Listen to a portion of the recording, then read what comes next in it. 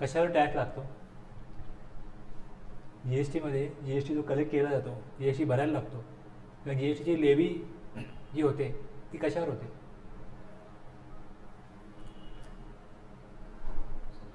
Supplier होते, बरोबर आहे.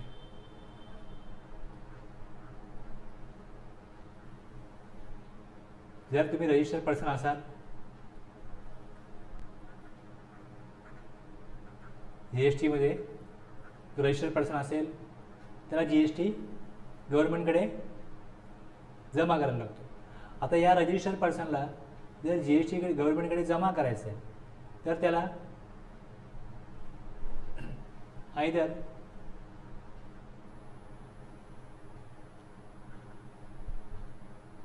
रेग्युलर स्कीम किंवा कंपोजिशन स्कीम, एक रेग्युलर स्कीम आणि दुसरी कंपोजिशन स्कीम, या दोनपैकी एक ऑप्शन चूज करावा लागतो. दोन ऑप्शन असतात. जी एस टीमध्ये रजिस्ट्रेशन घ्यावं लागलं, रजिस्ट्रेशन घेतलं, जो रजिस्टर्ड पर्सन आहे जो ॲज पर सेक्शन 22 त्यामध्ये काय असतं, थ्रेशोल्ड लिमिट आहे ते एक्सीड झाल्यामुळे त्यांनी रजिस्ट्रेशन घेतलं, किंवा मग सेक्शन 24मध्ये काही अशा ॲक्टिव्हिटीज आहेत ज्या केल्यामुळे रजिस्ट्रेशन कंपल्सरी घ्यायला लागतं. आणि तिसरं सेक्शन 25 सबसेक्शन 3 व्हॉलंटरी रजिस्ट्रेशन, या 3 सेक्शनप्रमाणे रजिस्ट्रेशन घेतलं असेल तर मग त्याला रजिस्ट्रेशन घेतल्यानंतर गव्हर्नमेंटकडे जी एस टी पे कसा करायचा, आयदर रेग्युलर स्कीममध्ये किंवा दुसरं कंपोजिशन स्कीममध्ये जी एस टी पे करायचा असतो. कंपोजिशन स्कीम जी आहे ही छोट्या व्यापाऱ्यांकरता असलेली एक सुविधा आहे. बाकी नॉर्मली रेग्युलर स्कीममध्ये इनव्हॉइस बनवायला लागतो, ज्या इनव्हॉइसवरती टॅक्स कलेक्ट करावा लागतो. कंपोजिशन स्कीममध्ये इनव्हॉइसचा इथे अर्थ जर टॅक्सेबल सप्लाय असेल तर टॅक्स इनव्हॉइस, आणि जर टॅक्सेबल ॲज वेल ॲज एकदम सप्लाय असेल तर मग टॅक्स इनव्हॉइस च्याऐवजी एकदम सप्लायला बिल ऑफ सप्लाय बनवतात. म्हणजे एखादा व्यक्ती दूध विकतो, आईस्क्रीम विकतो, दूध विकेल तर बिल ऑफ सप्लाय, जो एकदम सप्लाय किंवा न्यू रेट सप्लाय, आणि जर आईस्क्रीम विकेल तर मग टॅक्स इनव्हॉइस बनवतो. आणि जर अनरजिस्टर्ड पर्सन असेल तर invoice come bill of supply, unregistered recipient जर असेल तर मग तिकडे invoice come bill of supply, असे 3 प्रकारचे इनव्हॉइस असतात. जर रजिस्टर्ड पर्सन आहे रेसिपियंट आणि इनव्हॉइस बनवणारा कोण आहे, रजिस्टर्ड पर्सन, तर मग टॅक्स असेल तर टॅक्स इनव्हॉइस, आणि जर एकदम सप्लाय असेल तर बिल ऑफ सप्लाय, 2 प्रकारचे इनव्हॉइस बनवायला लागतात. आणि जर अनरजिस्टर्ड रिसिपियंट असेल तर invoice come bill of supply बनवता येतो. आपण इनव्हॉइस सेक्शन बघू, सेक्शन 31, तेव्हा हे सगळं आपलं डिटेलमध्ये येईल. कंपोजिशन स्कीममध्ये कुठल्याही प्रकारचा टॅक्स कलेक्ट करायचा नसतो. कंपोजिशन स्कीम ऑप्ट केलेल्या रजिस्टर्ड पर्सनला त्याला फक्त एकाच प्रकारचा इनव्हॉइस बनवायचा असतो, तो म्हणजे बिल ऑफ सप्लाय. एकाच प्रकारचा इनव्हॉइस त्याला इश्यू करायचा असतो. आता हा बिल ऑफ सप्लाय जी त्याची गुड्स किंवा गुड्स नाही, सॉरी सर्व्हिसेस नाही, आपण गुड्स विचार करू फक्त, जी त्यांनी समजा गुड्स सप्लाय केलेले आहेत, या गुड्सवरती 1% गुड्सवरती जे त्याचं कन्सिडरेशन आहे, सपोज 1000 आहे, या 1000वरती कुठल्याही प्रकारचा टॅक्स कस्टमरकडनं, रिसिपियंटकडनं, बायरकडनं तो कलेक्ट करत नाही. हे 1%, त्या गुड्सची कॉस्ट किती आहे 1000, त्याच्यावर 1% किती होतील 10 रुपीज. हे 10 रुपीज त्याला स्वतःच्या पॉकेटमधनं गव्हर्नमेंटला द्यावे लागतील. बाहेरकडनं, रेसिपियंटकडनं, कस्टमरकडनं कुठल्याही प्रकारचा टॅक्स कलेक्शन करणार नाही तो. एक. दुसरं,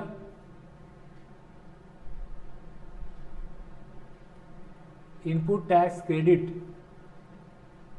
कंपोजिशन डीलरला कुठल्याही प्रकारचं इनपुट टॅक्स क्रेडिट क्लेम करता येत नाही.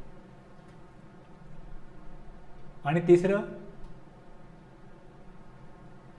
जे टॅक्सचं पेमेंट आहे ते 3 महिन्यांनी करायचं. त्याचा फॉर्म CMPL एक स्टेटमेंट आहे ते भरायचं, ज्यामध्ये 3 महिने झाल्या संपल्यानंतर एप्रिल मे जून 18 जुलैला क्वार्टरली पेमेंट करायचं.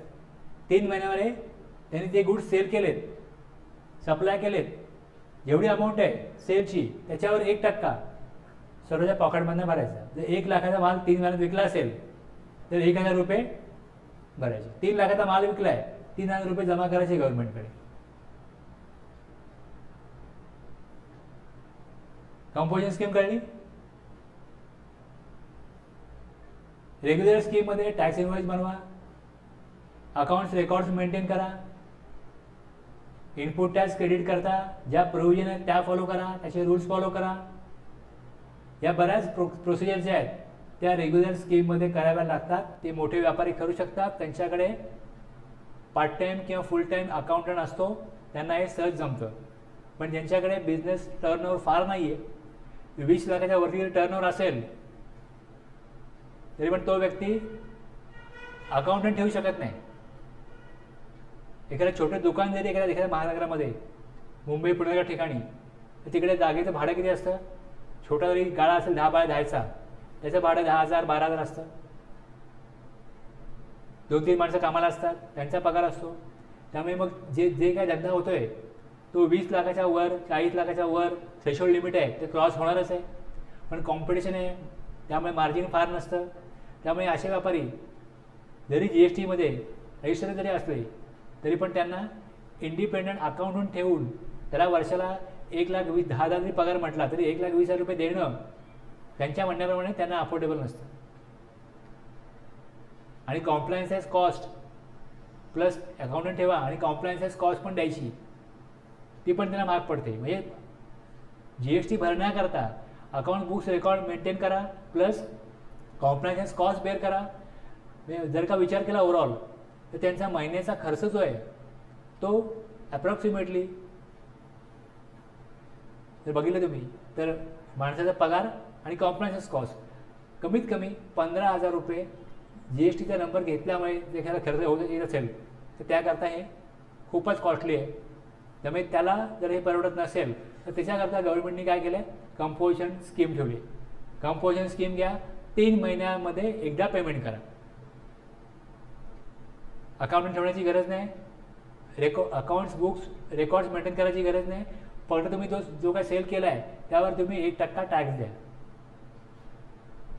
4 क्वार्टरमध्ये 4 वेळा 1% अमाऊंट गव्हर्नमेंटला द्यायची आणि वर्षानंतर एक ॲन्युअल रिटर्न असतो GSTR-4 तो भरायचा. 4 क्वार्टरली स्टेटमेंट ज्यात पेमेंट करायचं आहे आणि एक ॲन्युअल रिटर्न GSTR-4 भरायचं आहे. बस या 2 गोष्टी त्यांना करायच्या असतात. ज्यांचा टर्नओव्हर जास्त आहे, 1 करोड आहे, 2 करोड आहे, त्यांना त्यांच्या व्यवहारांकरता सप्लायरला पेमेंट करायचं आहे, कस्टमरकडून पेमेंट मागवायचं आहे, कुठे कोटेशन द्यायचं आहे, परचेस ऑर्डर पाठवायची आहे, सेल ऑर्डरचं बघायचं आहे. या सगळ्या कारणासाठी काय असतं, 1 माणूस 2 महिने ठेवायला लागतात. मग त्यात त्यांचं अकाउंटबरोबर टॅक्सही काम होऊन जातं. त्यांना कॉम्प्लायन्स कॉस्ट पण परवडते. त्यांच्याकरता रेग्युलर स्कीम आहे आणि जे छोटे व्यापारी आहेत त्यांच्याकरता कंपोजिशन स्कीम आहे. ह्या 2 प्रकारे आपण गव्हर्नमेंटकडे GST जमा करू शकतो.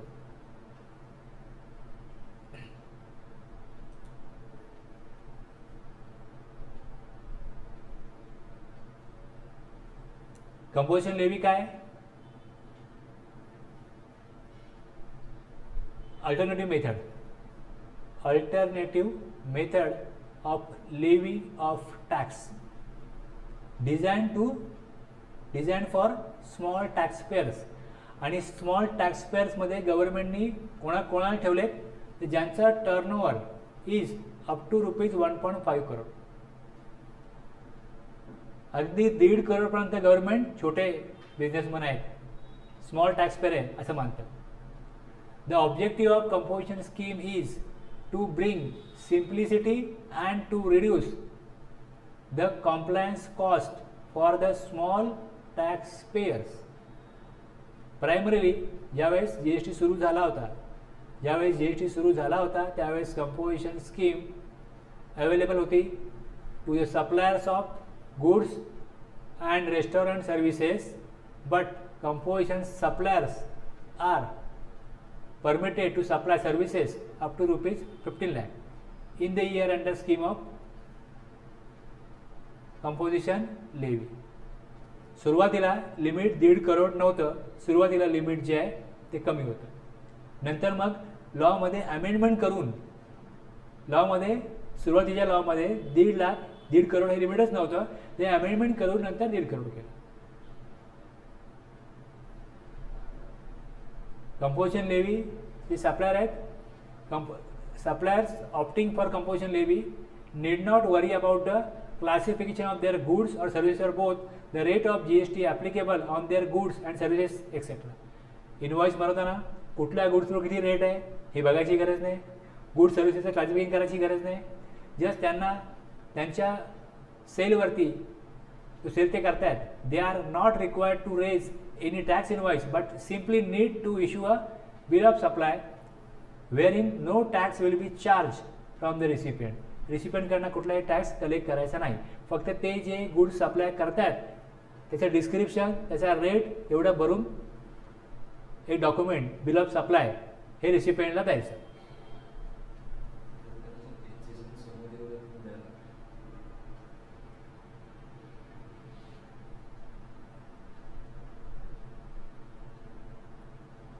ज्यावेळेस मी क्वार्टरली स्टेटमेंट भरतो त्यावेळेस क्वार्टरली स्टेटमेंट भरताना तुझा जो फॉर्म आहे त्याचा मी दाखवतो. तो फॉर्म कुठला फॉर्म भरायचा आहे,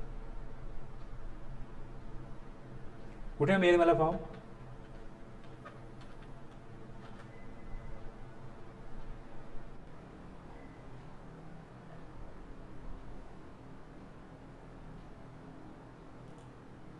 क्लासिफिकेशन केव्हा करायला लागत नाही, क्लासिफिकेशन करण्याची गरज नाही, कारण त्यांना HSN कुठल्या गुड्सचा कुठला HSN आहे हे वगैरे बघायची गरजच नाही, ते अपलोड पण करायचं नाही, काही नाही. बघा आता रूलमध्ये गेलो, पार्ट B काढला,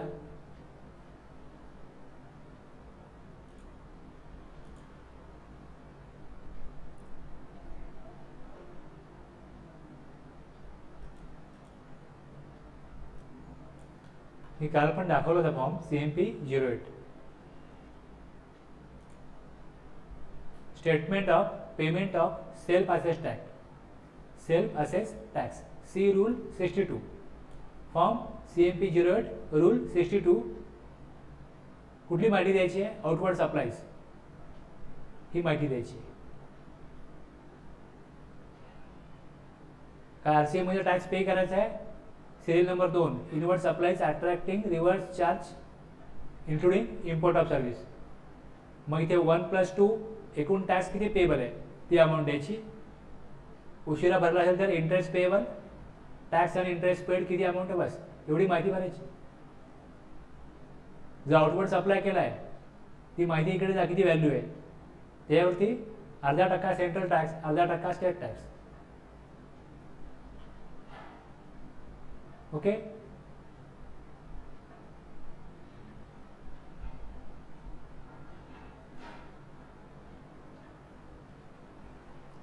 आणि यांना इयरली असतो GSTR 4, इयरली फॉर्म आहे.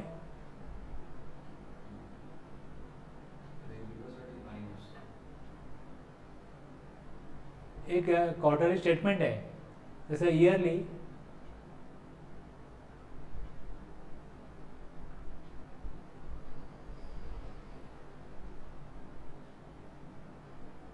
फॉर्म GST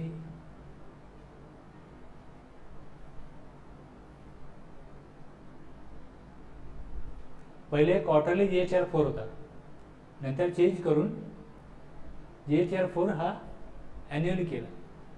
आता इथे दिसला पाहिजे फॉर्म कुठे आहे.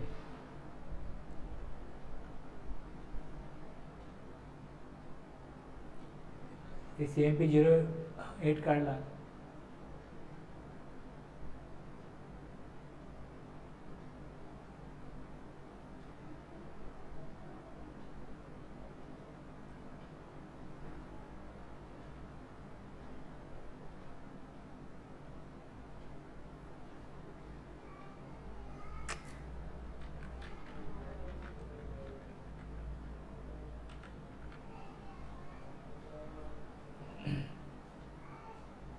दिसते हा 4 बघा.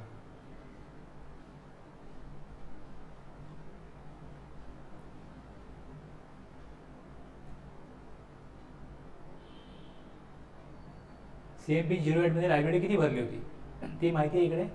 आणि ही इन्फॉर्मेशन इनवर्ड सप्लाईज जो परचेस केला आहे त्याची इन्फॉर्मेशन. हा इयरली भरायला लागतो. हा इयरली. CMP 08 quarterly. आणि हे जे पॉईंट दिसत आहेत तुम्हाला इकडे याच्यामध्ये मेजर इन्फॉर्मेशन जी आहे ती परचेसची आहे. परचेसची हे भरा किती परचेस केला.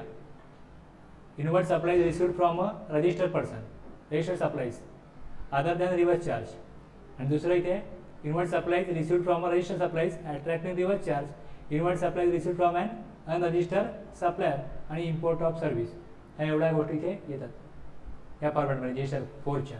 GSR 4मध्ये वर्षभरात जो परचेस केला आहे त्याची इन्फॉर्मेशन द्यावी लागते. हे आत्ताची परिस्थिती आहे. अगोदर GSR 4मध्ये क्वार्टरली परचेसची माहिती पण द्यायला लागायची. ती त्यांनी इयरली केली. इयरली एकदाच द्या GSR 4मध्ये. आणि क्वार्टरली फक्त काय करा 3 महिन्यांनी पेमेंट द्या. आणि तुम्ही पेमेंट जेव्हा करताय तेव्हा तुमच्या 1% अमाऊंट तुम्ही याच्यावरती कॅल्क्युलेट करताय तो आकडा तुम्हाला माहिती आहे ना, तर तेवढा रिपोर्ट करा फक्त. अगदी मिनिमम काम ठेवलं आहे.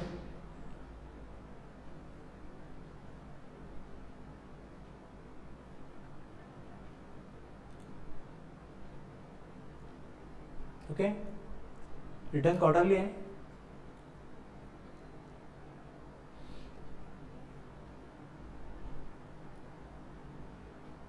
Pay tax at a prescribe percentage. 1% हा एक रेट आहे. दुसरा एक रेट 5% आणि तिसरा एक रेट 6%. 3 रेट आहेत. मग ते कोणाला कसे आहेत ते आपण पुढे बघू. At the end of a quarter he would pay the tax without availing the benefit of input tax credit. Return to be filed annually by a composition supplier. Quarterly payment आहे आणि रिटर्न इयरली. एवढं clear झालं.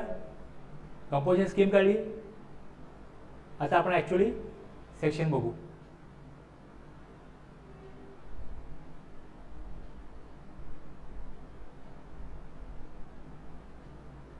बघा आता आपण section 9(3) बघितलं. Okay. 9(4) बघितलं ज्यामध्ये reverse charge, notified goods, notified सर्व्हिसला रिव्हर्स चार्ज ॲप्लिकेबल आहे. आणि 9(4) मध्ये जर क्लास ऑफ पर्सन कोणी बिल्डर त्यांनी जर अनरजिस्टर्ड पर्सन कोणी सप्लाय घेतला असेल तर त्याला आता 9(4) ॲप्लिकेबल होतो. बाकी कोणाला 9(4) ॲप्लिकेबल होत नाही. पण 9(3) सगळ्यांना ॲप्लिकेबल आहे. तो कंपोजिशन डिझायरला पण ॲप्लिकेबल आहे. Notwithstanding anything to the contrary content in CGST act but subject to the provision of section 9(3). 9(3) ह्याला पण ॲप्लिकेबल राहील.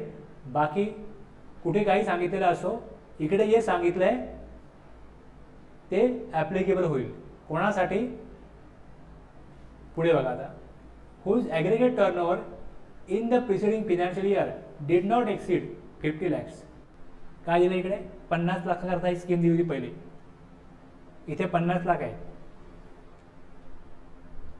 मे opt to pay in lieu of the tax payable by him under section 9A. In lieu of 9(1)च्या ऐवजी 9(1) मध्ये जो notified tax rate आहे तो tax जमा न करता, कलेक्ट न करता तुम्ही इथे सांगितलंय तो टॅक्स जमा केला जाईल. कोणाकरता 50 लाख ज्यांचा डिड नॉट एक्सीड, 50 लाखाच्या खाली ज्यांचा टर्नओव्हर आहे त्यांच्याकरता इकडे सांगितलं होतं. आणि पुढे काय म्हटलंय की इन्स्टेड ऑफ 9(1) ते प्रिस्क्राइब रेट प्रमाणे such rate as may be prescribed but not exceed. इथे एक नोटिफिकेशन काढलं. या नोटिफिकेशन मध्ये टॅक्स रेट आहे. याच्या अगोदर पण नोटिफिकेशन आलं. आता जे टॅक्स रेट ॲप्लिकेबल आहे आता ज्या परिस्थितीमध्ये तो ह्या नोटिफिकेशनमध्ये आहे 50/2020 मध्ये. काय रेट दिलाय कोणाकरता दिलाय बघा आता. 1% of the turnover in state और turnover in union territory in case of manufacturer. Prescribe rate CGST मध्ये 0.5%, AGST मध्ये 0.5%. ओके. 1% मॅक्झिमम करू शकतात. तो पहिले 1% होता, CGST 1% होता, AGST 1% होता. पण आताचा रेट जो आहे तो रेट आहे 0.5% CGST, 0.5% AGST. कोणाकरता? मॅन्युफॅक्चरर करणार. मॅन्युफॅक्चरर कोण असतो? जो काहीतरी परचेस करतो, समजा ए प्रोडक्ट बी, प्रोडक्ट सी, आणि या 3 प्रोसेस करून तो प्रोडक्ट एम बनवतो, तो मॅन्युफॅक्चरर आहे. आणि जो मॅन्युफॅक्चरर नसेल तर काय करेल? ए प्रोडक्ट घेईल, एच विकेल. 0.5% ऑफ टर्नओव्हर इन स्टेट और turnover in union territory in case of other suppliers. Other सप्लायरला रेट काय? जो मॅन्युफॅक्चररला आहे तोच अदर सप्लायरला. सर्व्हिस प्रोव्हायडर करता गव्हर्नमेंटनी पहिल्यांदा स्कीम काढली नव्हती. फक्त एकच प्रकारचा सर्व्हिस प्रोव्हायडर इथे कव्हर केला होता, तो म्हणजे रेस्टॉरंट. 2.5% CGST, 2.5% AGST, म्हणजे 5% रेट कोणाकरता होता? Of the turnover in state और turnover in union territory in case of person engage in making supplies referred to in clause B of paragraph 6 of schedule 2. Schedule 2 मध्ये 6व्या पॅराग्राफमध्ये काय आहे, ज्यामध्ये B क्लॉजमध्ये काय आहे?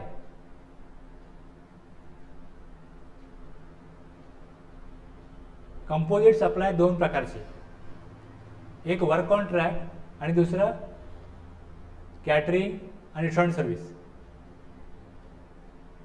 मला काढून दाखवतो तुम्ही पाहिजे.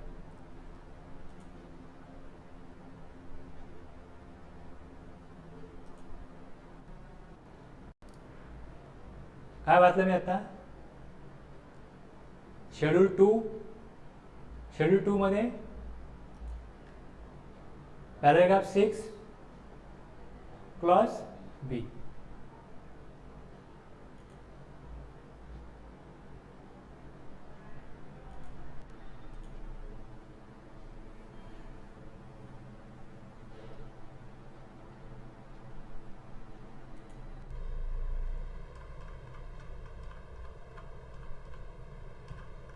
शेड्यूल खाली आहे. शेड्यूल 2 पॅराग्राफ 6 कंपोजिट सप्लाय, आणि बी मध्ये काय? क्लॉज बी मध्ये सप्लाय बाय वे ऑफ और as part of any service और in any other manner whatsoever of goods being food आहे except alcoholic liquor for human consumption. कुठले फूड आहे? Drink आहे. हा कंपोजिट सप्लाय आहे. बिंग फूड और any other article for human consumption और any drink other than alcoholic liquor for human consumption. म्हणजे इथे रेस्टॉरंट सर्व्हिस किंवा दुसरं काय येईल? Catering service.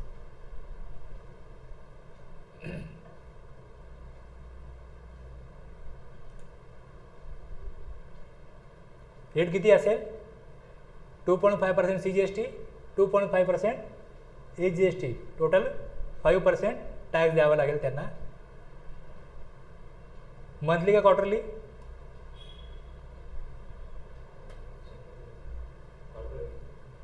बघितलं ना आपण, येईल पुढे येईल. आता पण आत्तापर्यंत आपण एवढी जी तुम्हाला माहिती मी सांगितली आहे त्याप्रमाणे हा रेट भरायचा आहे क्वार्टरली. कुठे आपण CGST ॲक्ट बघतोय ना, आपण CGST ॲक्ट बघतोय. ज्यावेळेस ॲक्ट बनवला त्यावेळेस मॅन्युफॅक्चररला मॅक्झिमम 1% रेट द्यावा लागेल. रेट किती आहे तो प्रिस्क्राईब केला जाईल. Prescribe may be prescribe but not exceed. आम्ही तुम्हाला रूल बनवून सांगू, पण तो किती अमाऊंटच्या वरती नसेल, 1%हून जास्त नसेल. त्यांनी पहिल्या नोटिफिकेशनमध्ये तो 1%च प्रिस्क्राईब केला होता. रूलमध्ये 1%च होता मॅन्युफॅक्चररचा. आता तो 0.5% आहे. म्हणून पुढे दिलं आहे प्रिस्क्राईब रेट ही 0.5% CGST मध्ये. प्रिस्क्राईब रेट CGST मध्ये 2.5 आणि प्रिस्क्राईब डेट अदर सप्लायर करता 1% असू शकतो मॅक्झिमम टोटल मिळून, पण CGST किती आहे 2.5, तो 2.5च आहे. 1 जो होता तो CGST मध्ये होता आणि GST मध्ये 1, त्यामुळे 2% टॅक्स भरत होते पहिले मॅन्युफॅक्चरर. आज मॅन्युफॅक्चररला पण 1% आहे आणि अदर दॅन मॅन्युफॅक्चरर ट्रेडरला पण 1% आहे, रेस्टॉरंटला 5% आहे.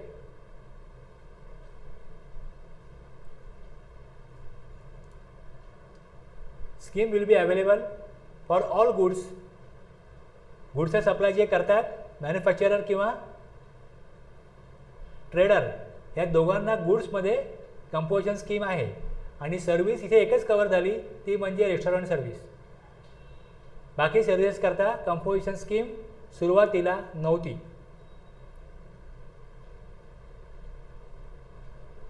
वरती मी 50 लाख लिमिट वाचलं, त्या 50 लाखाचं लिमिट जे आहे ते गव्हर्नमेंटनी provided that the government may be notification increase the said limit of ₹50 lakhs to such higher limit not exceeding 1.5 crore. तुम्ही सुरुवातीला बघाल तर इथे हे लिमिट नंतर वाढलं आहे. जर तुम्ही ॲक्ट काढून बघाल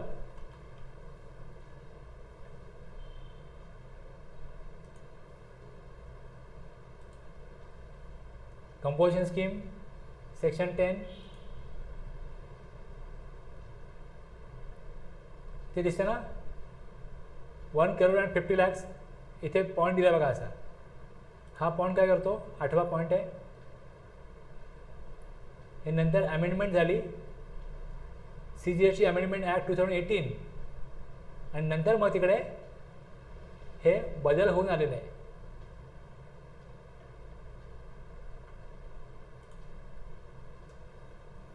एनीहाऊ आता आपल्याला एवढं कळलं. आत्ता लिमिट काय, तर आत्ता जे नोटिफिकेशन आहे नोटिफिकेशन नंबर 8 2017, हे पहिल्यांदा एकदा नोटिफिकेशन आली आणि दुसऱ्यांदा 14 2019. तुम्ही नोटिफिकेशन काढून बघाल तुम्हाला समजेल की त्या रेट किती आहे. आता लिमिट किती आहे, 1.5 crore आहे. कंपोजिशन स्कीम 50 लाख नाही तर 1.5 crore ऑप्ट करू शकतो. मग 1.5 crore वरती टर्नओव्हर गेला तर येईल पुढे, आता तेही पुढे येईल. रेग्युलर स्कीममध्ये यावं लागेल, पुढे माहिती आहे त्याबद्दल.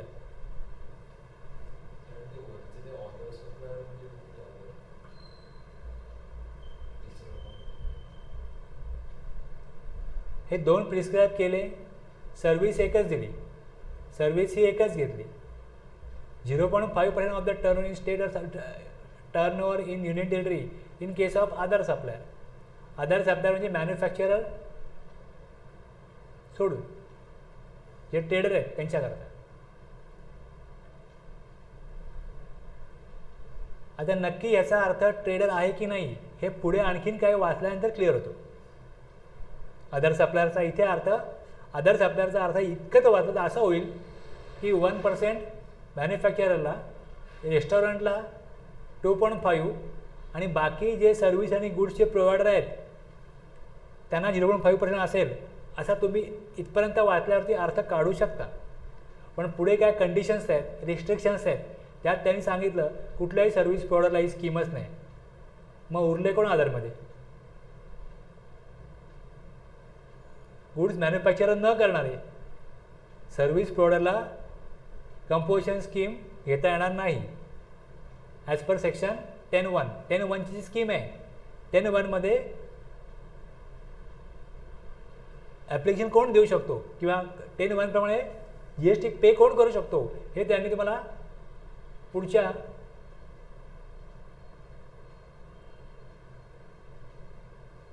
मध्ये सांगितलं.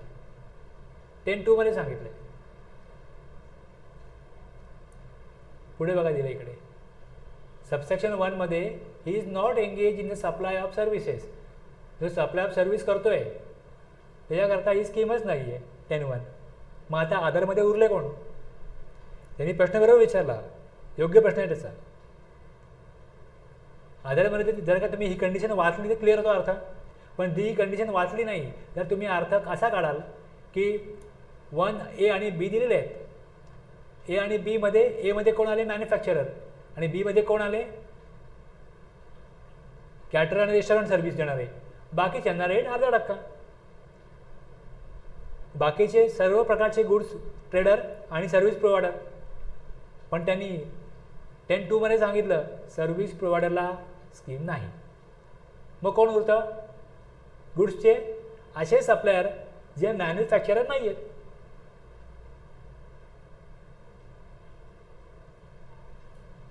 ओके, 1.5 करोडपर्यंत कंपोजिशन स्कीम घेतली जाऊ शकते. 1.5 करोडपर्यंत जोपर्यंत टर्नओव्हर एक्सीड करत नाही तोपर्यंत तो टॅक्सेबल पर्सन कंपोजिशन स्कीमसाठी इलिजिबल राहील. एवढं तर क्लिअर झालं आपलं. आता एखाद्या व्यक्ती ज्यावेळेस AC विकत असतो, AC विकत असतो, त्याला ही स्कीम मिळेल का कंपोजिशन स्कीम? येस मिळेल. आता तो AC जेव्हा विकतो, TV विकतो, अशा प्रकारच्या वस्तू जेव्हा इलेक्ट्रॉनिक आयटम विकतो त्यावेळेस छोटी मोठी रिपेअरिंग करत असेल, ACला सर्व्हिसिंग करत असेल, त्याचा प्रिन्सिपल सप्लाय काय आहे? गुड्सचा आहे. पण थोडी तर सर्व्हिस देईल ना तो. प्रोव्हिजन बघा काय सांगतो. Provided further that a person who opt to pay tax under clause A or clause B or clause C may supply services. आता A, B आणि C मध्ये, A मध्ये कोण आहे मॅन्युफॅक्चरर, C मध्ये कोण आहे ट्रेडर आणि B मध्ये रिटर्न सर्व्हिस आहे. Other than those refer to in clause B करता आम्ही सांगत नाही आहोत, आम्ही सांगतोय A आणि C करता. Of value not exceeding 10% of turnover in state और UT in preceding financial year और ₹5 lakh whichever is higher.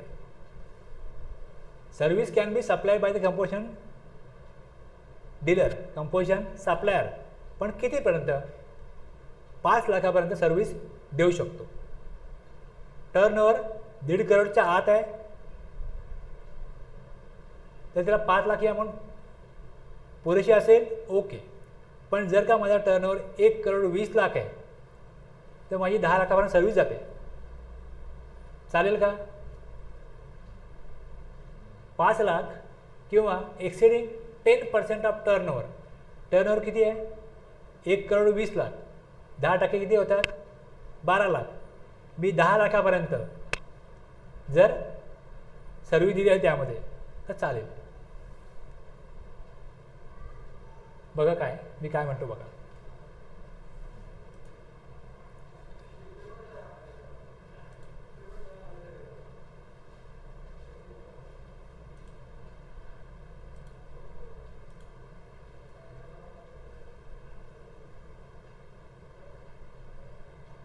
एक अमाऊंट दिले 5 लाखापर्यंत सर्व्हिस देऊ शकतात किंवा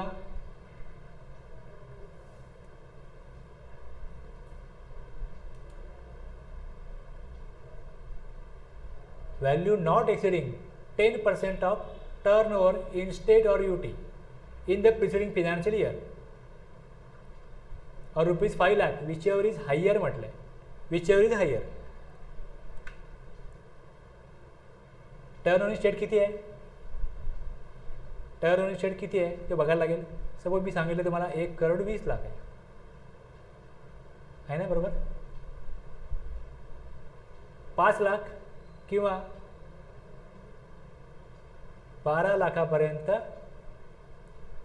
अमाऊंट असेल याच्या लिमिट किती होईल? 1,20,00,000 टर्नओव्हर असेल तर 12 लाखापर्यंत सर्व्हिसेस दिल्या ते चालणार आहे. कंपोजिशन स्कीममध्ये तो टॅक्सेबल पर्सन इलिजिबल राहणार आहे.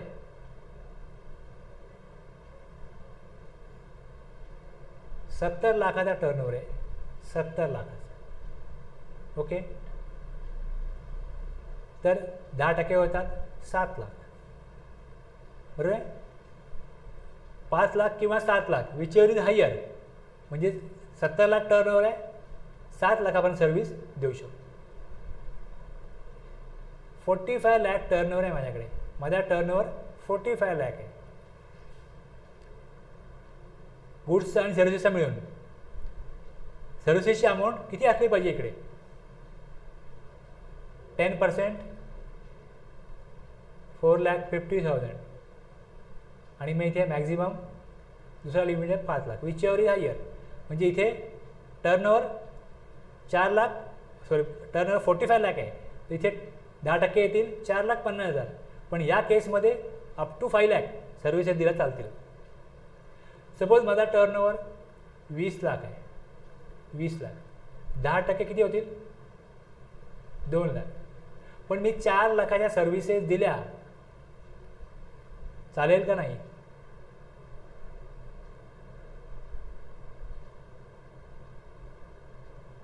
मी तुम्हाला पहिलं एक्झाम्पल दिलं, 1,20,00,000 टर्नओव्हर होता. कंडिशन ही आहे की 5 लाख किंवा 1,20,00,000चे 10% होतात 12 लाख. या केसमध्ये तुम्ही 5 लाख किंवा 12 lakh, whichever is higher, 12 lakh higher आहेत ना, तुम्ही 12 लाखापर्यंत सर्व्हिसेसची अमाऊंट असेल तर चालेल. सपोज माझी 10 लाख आहे, चालेल का? हो चालेल, कारण की 12 लाख मॅक्झिमम लिमिट आहे आता माझ्याकडे, 10% 12 लाख होतील. एक तुम्ही 10% आकडा काढा, दुसरं 5 लाख, या दोनमध्ये जास्त काय ते बघा. तेवढी अमाऊंट सर्व्हिस दिली, कंपोजिशन स्कीम तुमची आभारीच राहील, सोडावी लागणार नाही. हे एक्झाम्पल पहिलं होतं. दुसरं एक्झाम्पल 70 लाख हा टर्नओव्हर आहे, 10% होतात, 10% होतात 7 लाख. दुसरा आकडा कुठला आहे? 5 लाख. 10 लाख आणि 7 लाख, यातला मोठा आकडा किती आहे? 7 लाख. 7 लाखापर्यंत तर 70 लाखाचा टर्नओव्हर इन स्टेट असेल तर 7 लाखापर्यंत काय केलं चालेल? सर्व्हिसेस दिलं तर चालेल, कंपोजिशन स्कीम कंटिन्यू राहील. तिसरं एक्झाम्पल 45 लाख टर्नओव्हर आहे, 10% अमाऊंट किती येते? 4,50,000. या केसमध्ये दुसरा आकडा किती आहे? 5 लाख. 10% 4,50,000 जरी असले तरी पण मोठा आकडा 5 लाख आहे. 5 लाखापर्यंत सर्व्हिसेस दिल्या जाऊ शकतात, काही अडचण नाही, कंपोजिशन स्कीम कंटिन्यू राहणार. पुढचा प्रश्न, 20 लाखाचा टर्नओव्हर आहे. ओके, गुड्स आणि सर्व्हिसेस दोन्ही जर सप्लाय करतो, सर्व्हिसेस थोडी जरी देत असाल तरी तुम्हाला GST मधेशन घ्यावं लागतं. एक्सक्लुझिव्हली गुड्सचा सप्लाय करत नाही. पण या केसमध्ये गुड्सचा सप्लाय जो आहे तो 18 लाखाचा आहे आणि सर्व्हिसेसचा सप्लाय 2 लाखाचा आहे. कंपोजिशन स्कीम मिळेल त्याला, कंपोजिशन स्कीम मिळेल. पण इथे आता तुम्हाला त्यांनी जर 4 लाख सर्व्हिसेस दिल्या असतील तर कंपोजिशन स्कीममध्ये तो राहील की नाही? तुम्हाला मॅक्झिमम 5 लाखापर्यंत सर्व्हिसेस देण्याची मुभा आहे. 10% टर्नओव्हर इन स्टेट 10% किती येतो? 20 लाखामध्ये 2 लाख. पण आता त्याला सांगितलं आहे ॲज पर लॉ अलाउड केलं आहे तुम्ही 5 लाखापर्यंत सर्व्हिसेस द्या ना, काय अडचण नाही, कंपोजिशन स्कीम इलिजिबल राहील, तुम्ही पात्र राहाल कंपोजिशन स्कीममध्ये.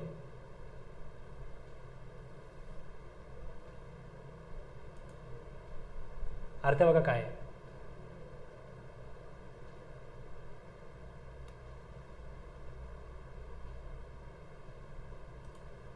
काय अर्थ आहे?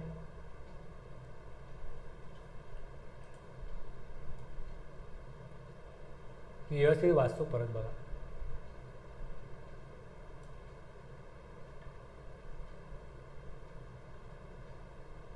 Provided further that. Okay, who opt to pay tax clause A मध्ये आणि क्लॉज सी मध्ये. त्यांनी सांगितलं other than refer to clause B. B नका घेऊ, कारण बी सर्व्हिसेससाठीच आहे ना. ओके, ए आणि सी मध्ये जे सप्लायर आहेत, आयदर मॅन्युफॅक्चरर किंवा trader, value not exceeding 10% of turnover in state और UT in preceding financial year ₹5 lakh. हे ऑर नंतर दिले. 10% काढा किंवा 5 lakh, whichever is higher. अर्थ कळतो याचा?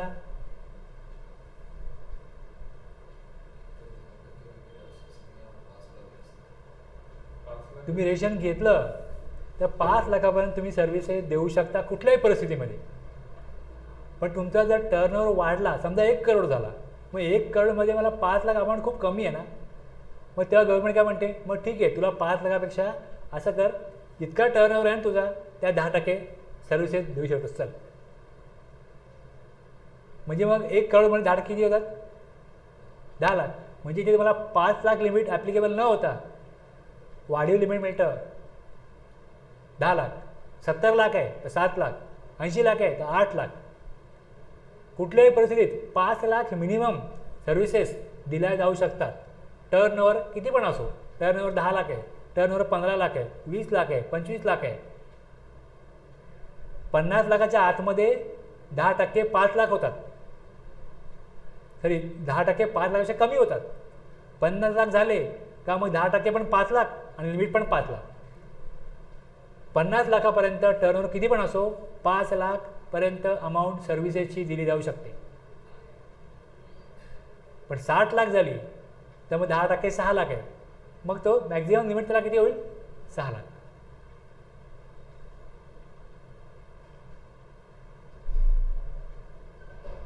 म्हणजे काही परिस्थितीमध्ये असं पॉसिबल नाही आहे की मी फक्त एक्सक्लुझिव्हली गुड्सचा सप्लाय करणार, सर्व्हिसेसचा करणारच नाही.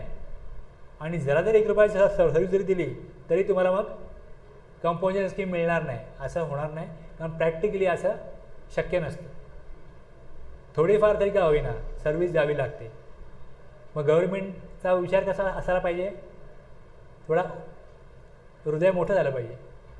म्हणून गव्हर्नमेंट सांगितलं जा तुम्हाला आम्ही 5 लाख किंवा मॅक्झिमम टर्न ऑन स्टेटच्या 10%, यात जास्त अमाऊंट जी होईल तेवढी अमाऊंट तुम्ही सर्व्हिस द्या, काय हरकत नाही. उद्याला मनाने तुम्हाला आम्ही प्रोव्हिजोमध्ये हे फ्रीडम बहाल केलेलं आहे.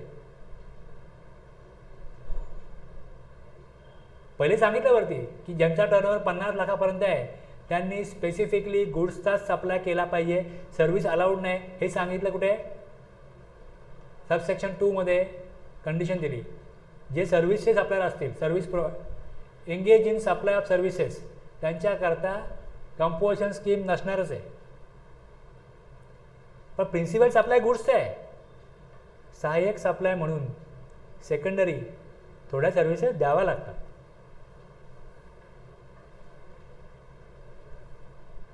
लोकांची मागणी असते ना, तुम्ही कंपोजिशन स्कीम देताय, आम्हाला गरज आहे, पण मग तुम्ही दुसरी सांगाल की सर्व्हिस द्यायची आहे ना, बिलकुल बिझनेस होऊ शकत नाही ना, पॉसिबलच नाही ना बिझनेस.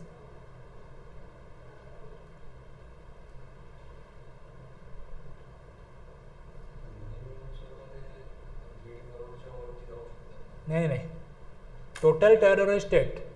टर्नओव्हर इन स्टेटचा अर्थच आहे, टर्नओव्हर इन स्टेटचा अर्थच आहे की 1.5 करोड क्रॉस झालं, कंपोजिशन स्कीम इलिजिबिलिटी संपली ना तिकडे. शुड नॉट एक्सीड सांगितलं तिकडे, higher amount not exceeding 1.5 crore. त्या 1.5 करोडमध्ये आपण जे एक्झाम्पल बघितलं 1.2 करोड आहे, 1 करोड 20 लाख आहेत. तर 1 करोड 20 लाखमध्ये मी गुड्सचा सप्लाय पण केला आहे आणि सर्व्हिसचा सप्लाय पण केला आहे. तर सर्व्हिसचा सप्लाय माझ्या 10% म्हणजे 12 लाख रुपये होतात, तो 12 लाखापेक्षा जास्त असता कामा नये. जर मी 1 करोड गुड्सचा सप्लाय केला आहे आणि 20 लाख सर्व्हिसेस सप्लाय केल्या आहेत, 10 लाखच्या लिमिटमध्ये ब्रेक झाला, मग मी इलिजिबल राहणार नाही कंपोजिशन स्कीममध्ये. टर्नओव्हर इन स्टेटचा अर्थ असतोय जो काय तुम्ही टर्नओव्हर केला आहे तो गुड सर्व्हिसेस दोन्ही मिळून केला आहे. पण तुम्हाला सहाय्यक म्हणून सर्व्हिसेस अलाउड केल्यात मॅक्झिमम 5 लाख किंवा मग 10% ऑफ टर्नओव्हर इन स्टेट. जी अमाऊंट येईल ती आणि 5 लाख यातला जे हायर अमाऊंट असेल ती अलाउड होईल.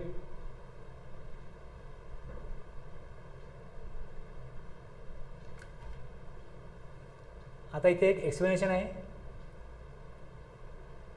Explanation for the purpose of second proviso. आता आपण काय बघितलं, व्हॅल्यू ऑफ सप्लाय काढायची आहे 10%. त्या सप्लाय ती जी सर्व्हिसची व्हॅल्यू काढाल त्याच्यामध्ये जर तुम्ही काही अमाऊंट कोणाला डिपॉझिट म्हणून दिलेली आहे, कोणाला लोन म्हणून दिलेली आहे, कोणाला ॲडव्हान्स म्हणून दिलेली आहे. त्याचं कन्सिडरेशन म्हणून काही इंटरेस्ट किंवा डिस्काउंट मिळत असेल तर सर्व्हिसची व्हॅल्यू जी आपण काढतोय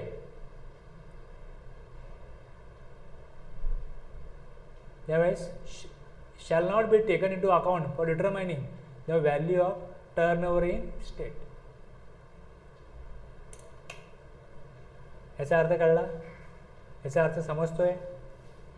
सर्व्हिसेसची व्हॅल्यू जी आहे ती तुम्हाला काढायची. तुम्ही ज्यावेळेस बँकेमध्ये पैसे FDमध्ये ठेवता, इंटरेस्ट मिळतो, किंवा एखादी एजन्सी घेतलेली आहे त्यांच्याकडे तुम्ही त्या डिस्ट्रीब्युटर आहात त्या एजन्सीचे, म्हणून तुम्हाला काय अमाऊंट डिपॉझिट म्हणून ठेवायला लागते. किंवा मग कोणाला लोन दिलं आहे म्हणून काय इंटरेस्ट मिळतो, ॲडव्हान्स दिला आहे म्हणून इंटरेस्ट किंवा डिस्काउंट मिळतो. ते तुमचं काय कन्सिडरेशन आहे. हे तुम्ही सप्लाय केला, पैसे देणं, एखाद्याला पैसे वापरायला देणं, पैसे ठेवायला देणं, पैसे डिपॉझिट करणं एखाद्याकडे, त्याच्या अगेन्स्ट काय मिळते कन्सिडरेशन, इंटरेस्ट, डिस्काउंट काय मिळत असेल. हे जे ट्रान्झॅक्शन आहे ह्याच्यामधली जी व्हॅल्यू आहे ती तुम्ही सर्व्हिसच्या व्हॅल्यूमध्ये कन्सिडर करू नका, ती सोडून द्या.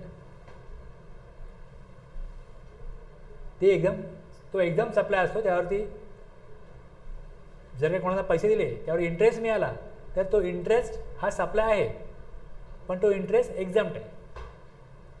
तुम्ही जर लोन काढाल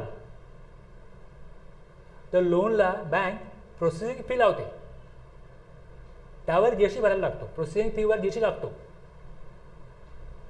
मग बँक पैसे वापरायला देते तर बँकेला त्यातनं काय मिळतं, इंटरेस्ट. इंटरेस्ट काय, बँकेचं कन्सिडरेशन आहे. पैसे वापरायला दिले त्याचा मोबदला काय बँकेला मिळतो, इंटरेस्ट मिळतो ना. तुम्ही बँकेत FD काढली, तुम्ही बँकेत इन्व्हेस्टमेंट केली तर बँक तुम्हाला काय देते, इंटरेस्ट. हा तुम्हाला मिळणारा मोबदला आहे. पैसे तुमचे ठेवायला द्या, तुम्हाला आम्ही मोबदल्यात काय देऊ, इंटरेस्ट देऊ. तेच पैसे मला वापरायला द्या, मला मोबदला द्यायला लागेल ना. बँक तुम्हाला पैसे ठेवायला देण्याचा मोबदला देते, तुमचे पैसे आमच्याकडे ठेवा, त्या बदल्यात तुम्ही इंटरेस्ट घ्या, आणि तेच पैसे दुसऱ्याला बँक लोन म्हणून देते. आणि जो पैसे लोन म्हणून घेतो तो बँकेला रिपेमेंट करतो, प्रिन्सिपल ॲज वेल ॲज इंटरेस्ट. इंटरेस्ट बँकेचं काय कन्सिडरेशन आहे. या दोन्ही व्यवहारामध्ये जे इंटरेस्ट हे कन्सिडरेशन आहे त्याच्यावरती GST लागत नाही, पण ते सप्लाय आहे, कन्सिडरेशन आहे, सप्लाय आहे, पण तो एकदम सप्लाय. प्रोसेसिंग फीवरती GST लागतो. ओके. लोन देण्याकरता काय प्रोसेस केल्या, काय फॉर्मॅलिटीज केल्या, म्हणून बँक काय लावते, कन्सिडरेशन लावते.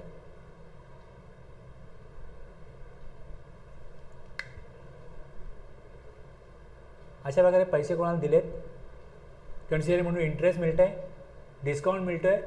ही सर्व्हिस जी आहे ती तुम्ही ज्यावेळेस 10% सर्व्हिसचे काढायला चाल त्यात ह्या सर्व्हिसची अमाऊंट इन्क्लूड करू नका. ही अमाऊंट सोडून बाकी सर्व्हिसेस काढा.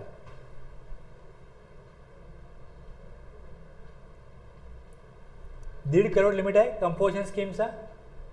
Turnover limit for composition levy for goods करता 1.5 करोड आहे, पण काही छोटे स्टेट जे आहेत त्यांच्याकरता 75 lakhs आहे. ओके. अरुणाचल प्रदेश, उत्तराखंड, मणिपूर, मेघालय, मिझोरम, नागालँड, सिक्कीम, त्रिपुरा यांच्याकडे 75 lakh आहे. ऑल अदर स्टेट आणि UTमध्ये 1.5 करोड आहे.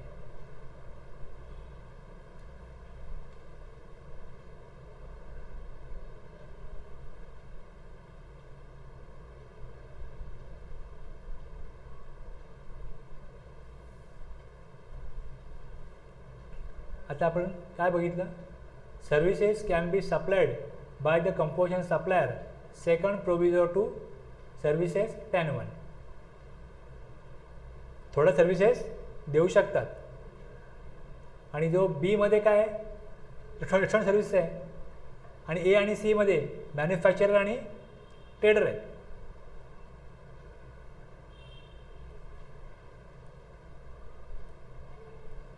एमध्ये काय दिलं आहे, not exceeding 10% of turnover in state in the preceding financial year. आणि 5 लाख ह्या दोन अमाऊंट काढा, 10% आणि 5 lakh, whichever is higher. एवढ्या अमाऊंटच्या सर्व्हिसेस मॅन्युफॅक्चरर किंवा ट्रेडर देऊ शकतो. आता हे एक्झाम्पल वाचा. हे एक्झाम्पल वाचा. काय दिलं एक्झाम्पलला?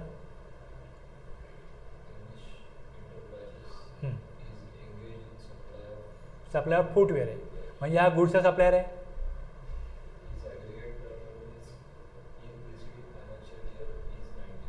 आत्ता कुठलं वर्ष चाललं आहे? 21-22.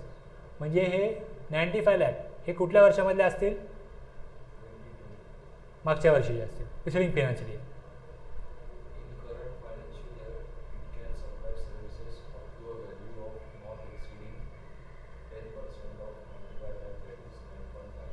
आता क्लिअर झालं? मागच्या वर्षीचा टर्नओव्हर बघा किती आहे, तो 95 लाख आहे. आता या वर्षी तो 9.5 लाखापर्यंत सर्व्हिसेस अप्लाय करू शकतो. तू मगाशी जो प्रश्न विचारला की 1.5 करोड वेगळे आणि सर्व्हिसचे वेगळे, आता प्रश्न कळतोय काय? मागच्या वर्षी किती आहे? 95 लाख आहे. मग यावर्षी तो जो टर्नओव्हर करेल त्याचा टर्नओव्हर वाढणार आहे. समजा या वर्षी त्याचा टर्नओव्हर 1,20,00,000 होऊ शकतो, पण मागच्या वर्षीच्या बेसवरती तो 9.5 लाखापर्यंत सर्व्हिसेस देऊ शकतो. त्यांनी 10 लाखाच्या सर्व्हिसेस दिल्या तर तो इलिजिबल राहील का? कंपोजिशन स्कीममध्ये राहणार नाही. त्याला लिमिट दिलं आहे की तुम्ही जर टर्नओव्हर कराल यावर्षी, तो किती पण करा, बिझनेस कमी पण होऊ शकतो, वाढू पण शकतो, पण तो सर्व्हिसेस अप टू 9.5 लाखपर्यंत देऊ शकतो. Point to be noted. आणि 1.5 करोडच्या पुढे गेला, कंपोजिशन स्कीम गेली, किंवा सर्व्हिसेस 9.5 लाखच्या पुढे गेल्या, कंपोजिशन स्कीम गेली. गुड सर्व्हिस दोन्हीचा टर्नओव्हर 1.5 करोडच्या पुढे गेला, कंपोजिशन स्कीम इलिजिबल राहणार नाही. गुड सर्व्हिसेस दोन्ही मिळून.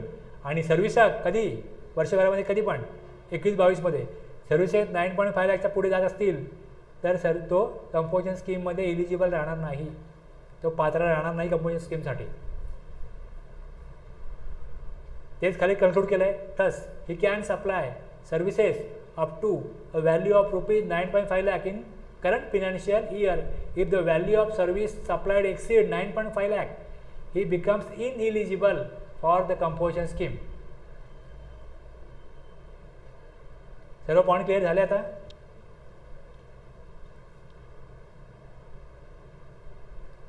आता कंडिशन्स काय आहेत? कंपोजिशन स्कीम एक तुम्हाला समजलं की 1.5 करोड आहे. आणखीनही काही आणखीनही काही कंडिशन आहेत, त्या ABCDEF आहेत. आज मी फारच सावकाश घेतलं आहे, वेळ पण आपल्याकडे जेवढा होता त्यात मला असं वाटलं की एवढाच पॉईंट पूर्ण करू, 10-1च पूर्ण करू. 10-1 तुम्हाला काय कळलं आहे मला सांगा. आता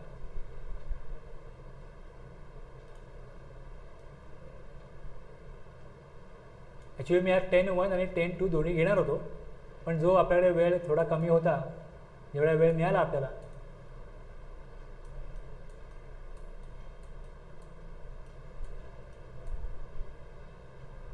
इथे एवढं सांगितलं आहे की notwithstanding anything to the contrary contain CGST act. CGST ॲक्टमध्ये कुठेही काही सांगितलेलं असेल तरी इथे जे सांगितलं आहे हे त्याला ओव्हरराईड करतं. पण subject to the provision of section 9(3) मात्र आपलं काम करेल. रिव्हर्स चार्जमध्ये टॅक्स ॲप्लिकेबल राहील.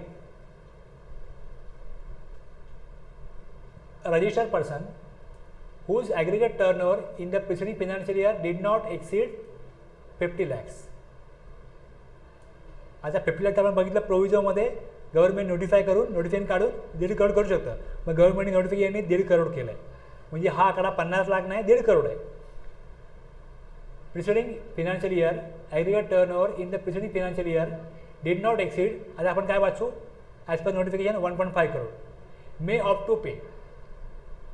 To pay in lieu of tax payable by him under, ते सप्लाय करतात तेव्हा त्यांना सेक्शन 9(1) ऐवजी सेक्शन 10(1) प्रमाणे टॅक्स पे करता येईल जर त्यांचं 1.5 करोडच्या पर्यंत टर्नओव्हर असेल तर.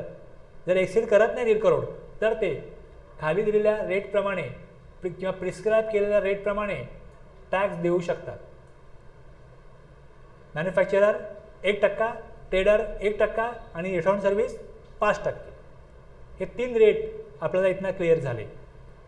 आता जे मॅन्युफॅक्चरर किंवा ट्रेडर आहेत ते 10% अमाऊंटपर्यंत सर्व्हिसेस देऊ शकतात.